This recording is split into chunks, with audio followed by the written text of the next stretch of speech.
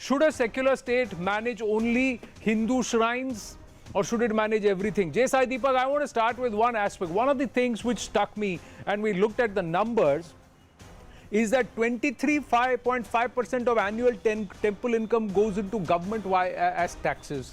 70% of the cost is appropriated as far as administration. So the archakas and the temple itself has no funds to propagate A, the religion, B, the culture, C, the language.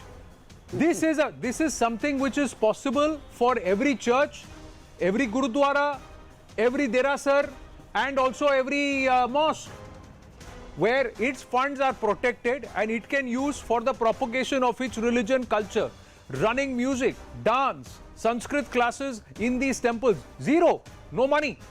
Jay Sai Deepak.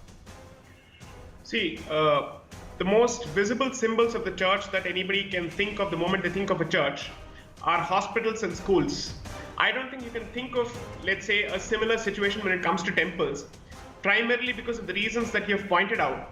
Because the money of the community doesn't belong to the community and the community has absolutely no say. Forget the community, even the caretakers of the institutions don't have any say whatsoever. Okay? And what you call as tax, you know what the state thinks of it, they say it's not a tax. It's a service charge that the state apparently collects for running of religious institutions. We don't need your service, so please don't charge us a service charge in the first place.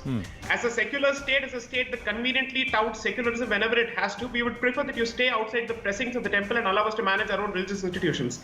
That's something somehow we don't seem to have the guts to point out. And most importantly, let me be honest, there is no question of politicizing this because for all practical purposes, this hypocrisy runs across the political spectrum, cuts across the institutions, cuts across political organizations. So frankly speaking, I wouldn't politicize this. I would simply say there's a clear rot in the system where anybody and everybody who comes to power thinks it is his God-given right, if I may say so, and pun intended, for them to manage Hindu religious institutions.